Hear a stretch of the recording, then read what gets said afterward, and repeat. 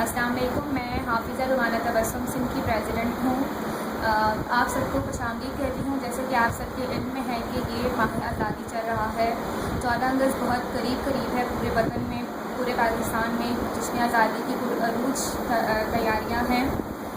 جیسے کہ آپ سب کو معلوم ہے، 14 اگست 1947 وہ دن ہے جو پاکستان کی نہیں بلکہ پوری دنیا کی تاریخ میں بہت مشہور ہے۔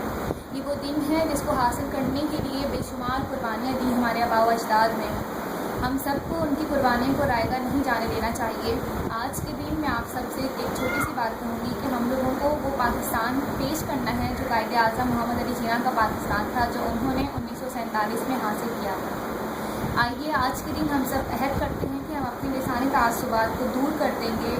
نہ میں سندھی، نہ تو سندھی، نہ میں بلوچی، نہ تو بلوچی، ہم سب صرف اور صرف ایک پاکستانی قومیت ہونے کا ثبوت دیں گے۔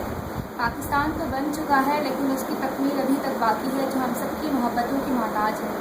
آئیے آج کے دن ہم سب مل کر عہد کرتے ہیں کہ ہم لوگ آپس کے دلوں میں نفرتیں کدورتیں دور کر کے آج سے ہم پکے سچے پاکستانی بن جائیں گے۔ جذبہ حب الوطنی کے ساتھ آپ سب کو میری طرف سے دل کی گہرائیوں سے جشن آزادی